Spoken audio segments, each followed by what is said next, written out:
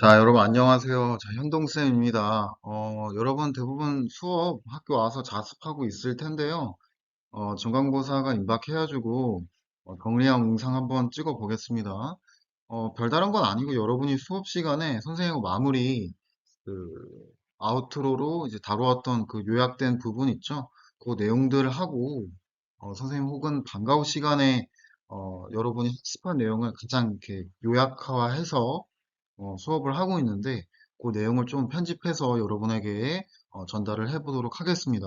자, 먼저 시험 범위부터 다시 짚고 가면 자, 한인 애국단부터 박정희 정부의 몰락까지입니다. 한인 애국단부터 12.6 사태 사건까지가 시험 범위다라고 하는 걸 여러분이 확인해 보면서 내용 정리해 보겠습니다. 자, 먼저 광복 이전의 상황을 볼 건데, 자, 우리가 이제 1학기가 마친 이후, 1학기 기말고사 이후, 가장 처음으로 등장한 주제가 한인 애국단이었습니다.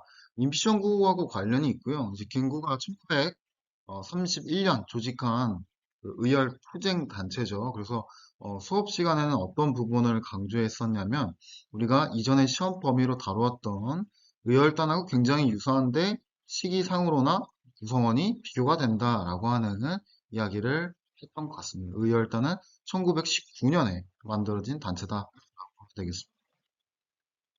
그래서 요 크게 세 개의 단체가 있는데 자, 한인애국단은 김구가 만들었지만 이봉창과 윤봉길이 주도하고 있고요.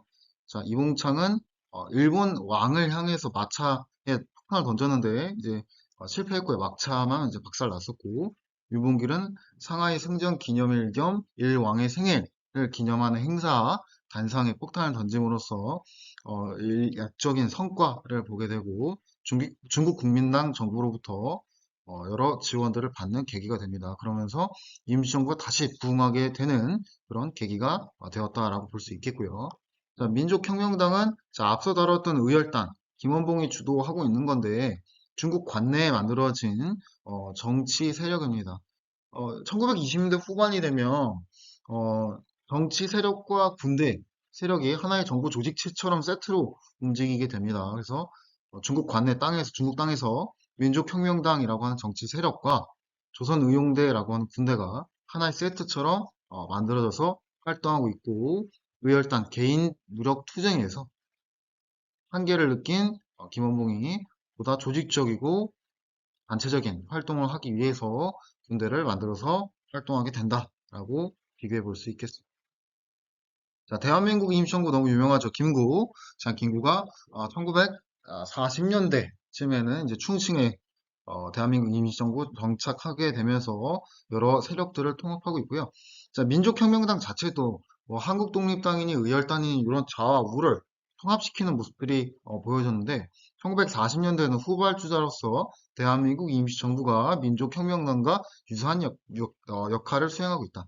1927년 신간회와 같이 지금 좌우통합 계속해서 세력을 합쳐가지고 어떻게든 이제 독립을 찾으려고 하는 노력들이 보이고요. 대한민국 임시정부 산하 군대로는 한국광복.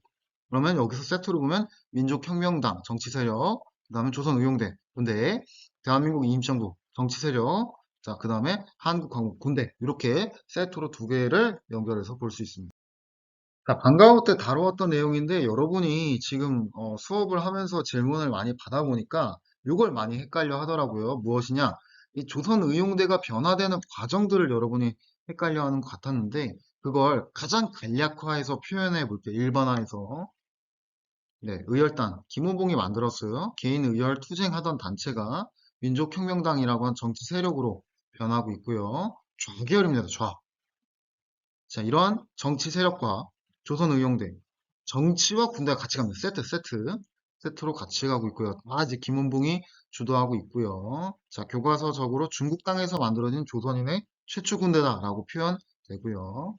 자, 만주 지역에서 만들어진 군대랑 다릅니다. 중국 땅 안에서. 자, 그래서 의열단하고 이게 아주 비교가 되는 느낌 확인해 볼 수 있고 변화가 된 거죠. 자, 조선의용대 북쪽 지역으로 올라가요. 그래서 그 북쪽 지역이 화북이에요. 황하강 북쪽, 화북지대. 네, 단순합니다. 일부는 한국 광복군에 합류하게 됩니다. 그리고 조선의용대는 조선의용대 화북지대는 이름을 바꿔서 조선의용군이 되고, 요걸 이제 세트로 하면 조선 독립동맹이라고 하는 정치조직 김두봉이 만들었죠. 그 아래 조선의용군 세트로 가는 겁니다. 정치 군대 계속 반복합니다. 그래서 주류 세력이나 김원봉의 이동을 본다면 아래로 간다는 거예요. 한국 강국군에 합류해서 국무부 장관, 국방부 장관을 한단 말이에요. 김원봉의 정책 색깔은 좌에 가까우나 민족혁명당과 같이 좌우를 통합하는 역할들을 수행한 경력이 있기 때문에 임시정부에 들어와서 임시정부도 좌와 우를 통합하고 있으니까 거기 들어가서 활동을 하고 있는 거죠. 그래서 김원봉은 해방 이후에도 임시정부 그대로 라인을 타서 남한에 있다가 원래 자기의 정치 세력이라고 판단되는 북쪽으로 올라갔다가 이제 숙청당해 죽습니다. 건국준비 활동, 건국준비 단체 볼 건데 지금 일제강점기였습니다. 나라가 없습니다. 그래서 일본이 빠졌을 때 그 한반도 내에서 나라를 만들려고 하는 세력들이 필요하겠죠. 대표적으로 세 개가 있는데 대한민국 임시정부, 조선독립동맹, 조선건국동맹이 조선건국준비위원회로 바뀌고 이게 조선인민공화국으로 바뀌죠. 요 세 개의 단체가 아주 대표적인 건국준비단체다. 요게 이제 국가가 되려고 변하고 있는 과정이다라고 보면 되겠습니다. 자, 여러분이 워낙 헷갈려 하니까 이걸 지도상에서 해방, 광복 이후의 상황을 지도로 표현을 해본다면 수업 시간에 다 했어요. 조선독립동맹, 대한민국 임시정부, 조선건국동맹이라고 하는 정치 세력이 있다. 이들은 건국준비 세력이다. 근데 정치 세력뿐만 아니라 군대가 있다, 군대. 그 군대를 세트로 연결하면 이런 식으로 된다. 근데 동북항일연구는 어떤 세력하고도 연결은 없습니다. 김일성이 활동했던 단체로서 지금 뭐 이런 단체랑 뭐 연결성이 있는 게 아닙니다. 다만 함경도 북쪽 지역, 우리나라 한반도 북쪽 지역에서 활동했던 군대로서 나중에 이제 북한의 주축 세력이 된다라고 보면 되겠습니다. 그래서 여러분이 건국 준비 세력 지도상에서도 한번 표현할 수 있게 익혀둬야 되겠습니다. 이제 광복 이후에 혼란한 정치 상황을 보겠습니다. 자, 선생님이 혼란하다라고 하는 비하의 평가가 아니라 여러 단체의 세력들이 등장해서 정신이 없다라고 하는 일반적인 표현입니다. 자, 조선건국준비위원회 말 그대로 건국 준비하는 단체인데 이름을 바꾸죠? 네, 나라처럼 이름을 바꿉니다. 여운형이 조선 총독부랑 행정권 이양 이런 회담을 하기 때문에 지금 여운형이 대중적인 인지도도 굉장히 높을 뿐만 아니라 총독부한테 선택받은이라고 할까요? 행정권을 물려받는 거의 대통령 정도의 지도자감으로 이제 일본이 판단한 거죠. 그래서 단체 이름을 나라식으로 바꾸고 있고요. 자, 미소 군정이 세워지게 되면서 한반도 분단에 가깝게 되는데 특히 이제 미군정과 같은 경우에는 우리나라를 직접적으로 통치하게 되면서 한반도의 상황을 모르기 때문에 총독부의 기존 세력들을 끌어들여 옴으로써 친일파 청산을 지연시키는 문제점을 야기시킵니다. 자, 그리고 모스크바 3국 외무장관의 미영 소 대표들이 모여서 이제 회의를 한 건데 크게 세 개를 결정했습니다. 뭡니까? 임시정부 수립, 미소공동위원회, 그 다음에 최고 5년간의 신탁통치. 특히 가장 문제가 된 건 신탁통치다. 신탁통치를 두고 좌와 우가 겁나 싸우게 된다. 특히 좌와 같은 경우는 처음에는 반탁이었는데 근데 탄탁으로 바뀌었다라고 했습니다. 왜 그러냐?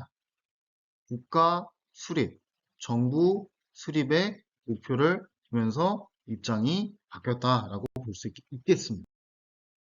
자, 정부 이제 수립 논의가 이제 진행이 되죠. 그래서 뭐 누구는 같이 가자, 누구는 따로 가자 이런 갈등들이 양립적으로 발생하게 되는데, 자, 먼저 따로 가자라고 하는 입장은 이승만. 이승만이 이제 정읍 발언하면서 남방만이라도 회의체, 정부 같은 것을 만들자. 1차 미소공동위원회 결렬되는데 이거 뭐 한반도의 미로 뭐 어떻게 결정할 수 있겠냐? 새로운 뭐 조직체가 필요하다 이런 말을 했고요.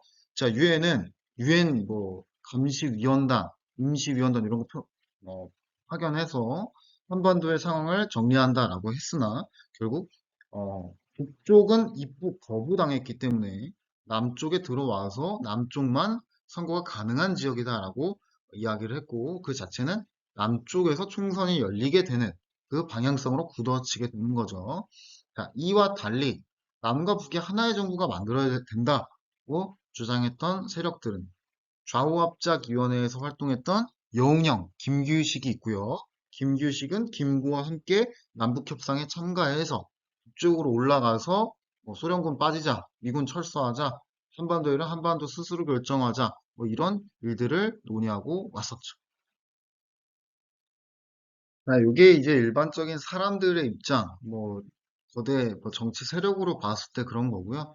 자, 특히 이제 제주도에서는 남로당, 제주도당이 이제 봉기를 해서 경찰하고 이제 시민들하고 이제 마찰이 있었기 때문에 제주도에서는 통일정부 수립이라고 하는 논의가 격렬하게 나타나게 됩니다. 좌 입장에서는 이제 통일정부 수립에 가까운 의견들이 있었으므로 제주도민도 좌 의견에 취해서 결국엔 제주도에서 두 곳이나 총선이 열려지지 않게 되겠고요.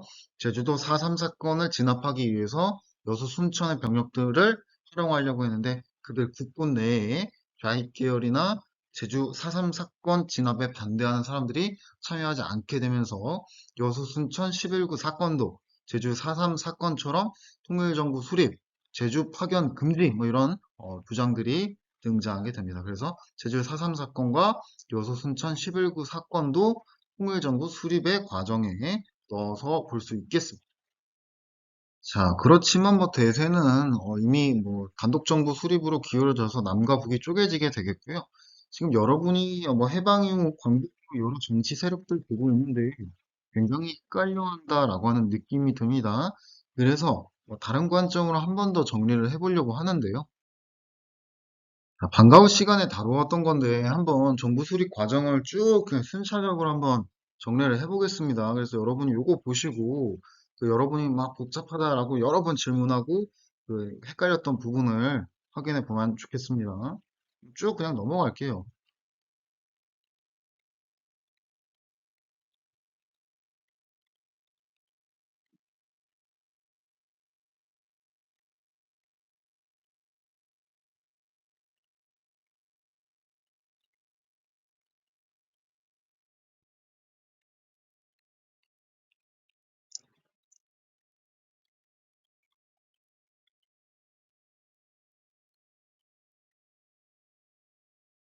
네, 이렇게 해서 여러분이 그냥 흐름 그냥 간략하게 보면 되겠습니다. 일시정지 활용해서 보시길 바라고요. 똑같은 내용이 반복되므로 추가적으로 설명하지는 않았습니다.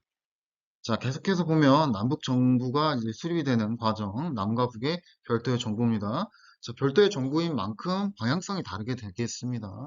자, 선거 이후에 간선제를 통해서 대한민국 정부가 수립됩니다. 1945년 8월 15일 해방이 광복이 왔고요. 1948년 8월 15일 3년 만에 정부가 수립되었습니다. 그래서 이 정부는 재헌헌법에 친일파, 반민족 행위자를 처벌하겠다라고 하는 내용들을 넣어놨고요. 특히 이제 일본이 남기고 간 그 땅을 국민들에게 나눠줌으로써 토지를 n분의 1, 건강한 국민들의 경제적 기반 아래 국가를 수립해 나가려고 하는 모습들이 보여지게 됩니다. 자, 북한은 북조선 임시인민위원회에서 이미 국가와 같은 단계가 보여지고 있었고, 이후에 하나만 체크하고 넘어가 본다면, 자, 남한은 농지개혁, 즉 농사 짓는 땅만 이야기하고요. 면적은 삼정보고, 자본주의 방식으로 이제 토지를 분배하게 됩니다. 자, 북한은 자, 오정보라고 하는 면적 범위가 조금 더 크고요. 자, 모든 땅을 포함하고 있고 국가가 무상으로 몰수해서 무상으로 분배하는 사회주의 방식을 택하고 있습니다. 이것이 남한과 북한의 차이다라고 볼 수 있습니다. 시기상으로는 토지개혁이 먼저나 국가 수립은 남한이 먼저고 북한이 늦게 등장하게 된다라고 하는 것도 비교해 볼 수 있습니다. 자, 그 다음 유교 전쟁입니다. 자, 이제 남북이 하나였는데 두 개로 쪼개졌기 때문에 갈등이 결국 될 수밖에 없거든요. 자, 북한이 이제 소련과 중국의 협조 끝에 이제 군대 끌고 내려오죠. 남한은 이제 준비가 되어 있지 못한 상황이었는데요. 자, 이미 갈등의 조짐이 보여지고 있었고, 그게 빵 하고 터졌다라고 볼 수 있겠고, 가장 큰 배경이라고 한다면, 에치슨 선언이 아닐까라고 생각이 듭니다. 여러 가지 관점에 따라서 다른 의견을 제시해 볼 수는 있겠고요. 자, 6.25 전쟁 가장 간략한 단계는 4단계 정도로 생각이 듭니다. 수능에 이렇게 나온다고 했죠. 자, 북한이 치고 내려옵니다. 내려오니까 우리가 낙동강 방어선을 구축해서 최대한 막아낼 수 있는 지점까지를 만들어냈는데 그 이후 이걸 돌파하기 위해서 동으로 갈 거냐 서로 갈 거냐 고민 끝에 서로 진격을 함으로써 북한의 허리를 끊었고 서울 수복과 동시에 압록강까지 진격을 하게 되나 자 북한도 밀리게 되면서 중국군이 개입하게 되고 자 우리 군이 대거 밀리게 됩니다. 자 그 이후에 38선 인근에서 오락가락 고지전이 반복되면서 결국 휴전이 체결된다라고 볼 수 있겠습니다. 그래서 지금도 분단된 국가 아래서 국가가 폐허가 됐고 이산가족이 발생했고 독재체제가 등장하는 등 여러 가지 문제점을 낳았던 것이 6.25 전쟁이었다라고 볼 수 있겠습니다. 자, 전후의 남북 정치를 보겠습니다. 자, 둘 다 관점이 똑같습니다. 큰 관점은 두 가지입니다. 남북의 독재, 그리고 남북의 전후 복구 경제. 이 두 가지입니다. 근데 우리는 결국 남한 사람이고 대한민국 사람이니까 남쪽의 상황을 한번 보겠습니다. 자, 이승만 정부의 독재, 헌법을 뜯어 고칩니다. 자, 전쟁 중부터, 6.25 전쟁 중부터 발췌 개헌을 해서 대통령을 직선제로 국민이 직접 선출하게 되겠고요. 초대 대통령에 한해 3선 제안을 금지하는 것을 철폐하는 4.4.5의 개헌을 함으로써 4회 이상 대통령을 연임하게 되는 욕심들이 보여지게 됩니다. 자, 그 이후에 열심히 찍어 누릅니다. 국민들 그리고 자기를 따르지 않는 세력들을 찍어 누르는데 조봉암이라고 하는 사람이 어, 통일론을 주장하면서 많은 득표를 자신과 같은 선거에서 받게 되자 이에 두려움, 경계 의식을 느끼게 된 이승만 정부가 진보당 사건을 일으켜서 조봉암을 사형 때리게 되겠고요. 뭐 국가보안법 개정, 경향신문 폐간 이런 것도 떠올려 볼 수 있겠고 자, 경제 복구 사업은 미국의 원조 아래 이루어지게 되는데 흰 거 3개 있죠? 뭐 밀가루, 설탕, 뭡니까? 면방지 뭐 이런 거 가져와서 뭐 대기업의 뿌리가 요 당시에 등장한다라고 볼 수 있겠고 자 공장 부지를 어떻게 나눠줄 것이냐 귀속재산 처리법 전쟁 전에 마련했는데 전쟁이 터져서 전쟁 이후에나 공장 부지를 나눠주고 있고요. 어쨌거나 전후 복구 사업 과정을 통해서 정경유착의 뿌리가 보이고 있다라고 하는 비판점을 제시해 볼 수 있고 자 북한도 김일성 중심의 독재 남한은 이승만 중심의 독재 비슷하고요. 자, 천리마 운동을 통해서 남한처럼 빨리빨리 경제를 복구하려고 한다고 북한을 간략하게 정리해 볼 수 있겠습니다. 자, 이제 첫 번째 민주화 운동입니다. 자, 4.19 혁명 결국 이렇게 터지죠. 자, 이승만 정부가 지나친 독재 야욕을 보여줬기 때문에 자, 결국 이승만 정부가 무너지게 되는 모습이 보이겠습니다. 자, 이승만 정부 헌법 개헌 과정에서도 국민의 지지도를 잃긴 했으나 자, 독재 하야 시위까지는 가지 않았습니다. 자, 그런데 자, 자신이 죽은 이후에 자유당에서 권력을 물려받길 원했기 때문에 대통령 또 자유당 출신으로 조작하려고 하는 과정 속에서 말도 안 되는 비밀 선거의 원칙이 지켜지지 않고 강압적인 선거의 모습이 펼쳐지자 자, 마산을 등지로 해서 굉장히 시위가 격렬해진다라고 볼 수 있겠습니다. 특히 마산공고 2학년 김주열 학생이 죽게 되는데 최루탄의 얼굴을 관통하게 되면서 굉장히 말도 안 되는 일이 벌어진과 동시에 이 시체를 은폐하려고 했기 때문에 자, 국민들의 분노가 더 커지게 된다라고 볼 수 있겠습니다. 자, 3.1운동과 마찬가지로 어린아이, 노인, 뭐 노동자, 뭐 학생, 뭐 여러 계층들이 다 4.19 혁명에 뛰어들게 되고요. 마지막 기득권을 대표하는 교수단이 이승만 정부 반대 시위 하야 운동에 참여하게 되면서 이승만도 결국 정권을 내려놓게 됩니다. 자, 그 이후에 비대화된 대통령 권력을 막기 위해서 정치체제를 바꿉니다. 의원 내각제 혹은 내각 책임제라고 하는 장면 내각, 민주당 출신에서 등장해서 권력을 제한해 보려고 하는데 오히려 권력이 약화된 것을 이용해서 군부 쿠데타가 발생하게 되고 혼란이 가중화됐다라고 하는 식의 비판도 해볼 수 있겠습니다. 다만 독재 정부인 이승만 정부에서 표현하지 못했던 뭐 통일이나 뭐 교수, 뭐 교사, 학생 민중들의 억압된 의식들이 표출되는 등의 모습도 긍정적으로 해석해 볼 수 있겠습니다. 자, 벌써 박정희 정부입니다. 박정희 정부 내용이 워낙 많다 보니까 좀 끊어서 우리가 2시간 정도에 걸쳐서 배웠던 기억이 있는데요. 자, 처음에 이제 군정식입니다. 군정식. 장면 내각을 무너뜨리면서 군정식이 군인이 마치 고려시대 무신정변처럼 권력을 잡고 있는 모습을 여러분이 볼 수 있겠고요. 자, 그 이후에는 군복을 갈아입고 대통령 선거에 출마해서 대통령으로서 여러 업적들을 쌓아 나가게 됩니다.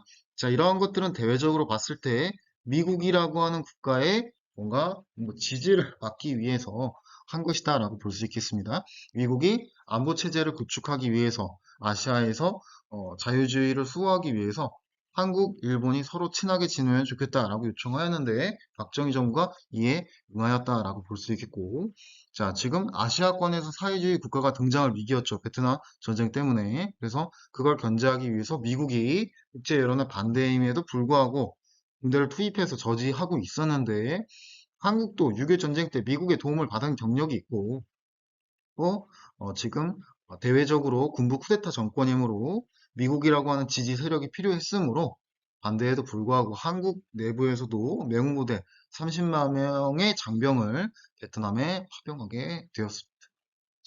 그래서 한국군의 현대화, 무기 증강, 경제 자금들을 받게 됩니다.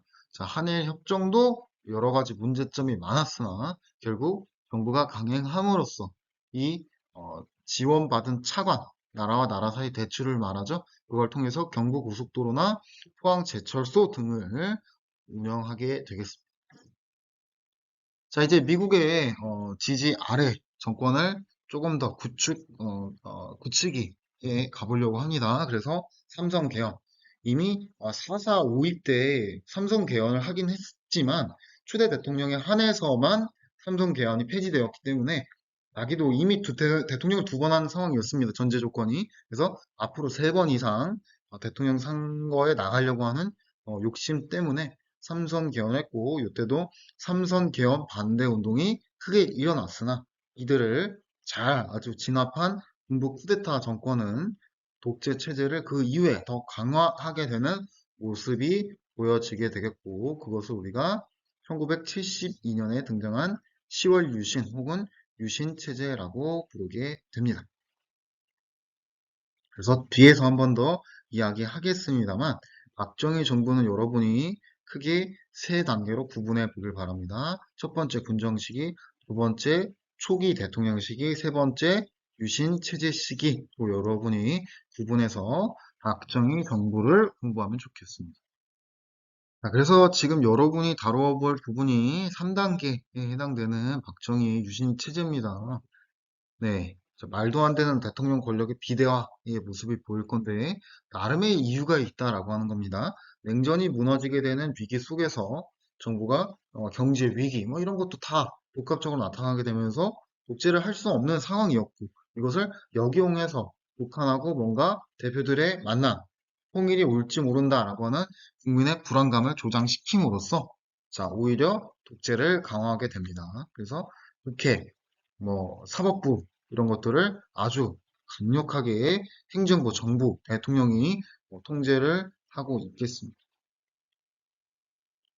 격렬한 반대 투쟁 끝에 박정희 정부가 이제 무너지게 될 건데, 부마 항쟁하고 조금 더 연결해 본다면 YH 사건도 연결해 볼 수 있겠죠. 그래서 개인 가발 무역 회사의 그 노동 시위가 신민당이라고 하는 정당 세력하고 뭔가 연결이 되면서 이게 커졌고, 그게 이제 야당을 대표하는 신민당 총재 김영삼하고 연결되면서 김영삼이 국회에서 제명되자 김영삼의 정치적 기반인 부산과 마산, 오늘날의 마산은 창원이죠. 이 지역에서 시위가 격렬하게 일어나면서 박정희를 반대하게 되었고, 자, 결국 죽음으로써 박정희 정부는 게임 오버된다라고 하는 것. 그래서 이건 앞에서 다루었던 부분입니다. 국가재건 최고회의와 같은 군정 시기에 중앙정부 만들던 시기에 박정희 정부의 정확하게 따지면 박정희 정부가 아니죠. 본인이 통치하고 있는 시기, 박정희가 통치하고 있는 시기죠. 박정희는 당시 군인이었으니까, 군부 쿠데타였으니까. 자, 그 다음에 군복을 갈아입고 정치인이 돼서 선거에 나가서 대통령이 당선된 이후에 한일 협정이니 베트남 파병이니 삼선 개헌하면서 권력을 점차 강화하고 있는 모습들을 여러분이 생각을 해보면 되겠고요. 자, 그리고 가장 큰 정점을 크게 찍게 되는 유신체제 72년 일상생활까지 뭐 성인 남성의 두발 그리고 여성의 미니스커트 이런 것도 통제하게 되는 아주 강력한 일상 통제의 유신체제까지 여러분이 박정희 정부를 3단계로 구분해서 공부하면 좋겠습니다. 단기 독재를 한 만큼 그 성격들이 적어도 3개 정도로 나눠서 여러분이 박정희 정부를 이해해 볼 수 있다라고 하는 겁니다. 자, 여러분, 이렇게 해서 오늘 선생님과 아주 짧게 한 20여 분 되나요? 한인 애국단부터 현대사의, 이게 뭐랄까요, 초창기 단계인 박정희 정부까지 이렇게 정리를 해봤는데요. 이미 뭐 선생님 여러 번 강조하지만 수업 시간에 다 다루었던 내용이고, 반복해서 보면 어렵지 않은 내용이라고 생각이 들어요. 그래도 여러분이 좀 영상을 통해서 복습 겸 이렇게 자료를 활용하면 좋겠다. 라는 생각 끝에 영상을 또 올려봤으니까 영상 잘 활용해서 역사 공부도 했으면 좋겠고요. 지금 여러분이 시험 공부를 하기가 뭐 어떻게 보면 좋을 수도 있고 어떻게 보면 나쁠 수도 있어요. 추석이 껴있기 때문인데요. 그래서 추석이라고 하는 시간도 여러분이 놀지만 말고 공부할 때 잘 활용해서 보낸다면 공부할 때 분명 도움이 되리라 봅니다. 자, 이상으로 영상 마칠게요. 여러분. 안녕.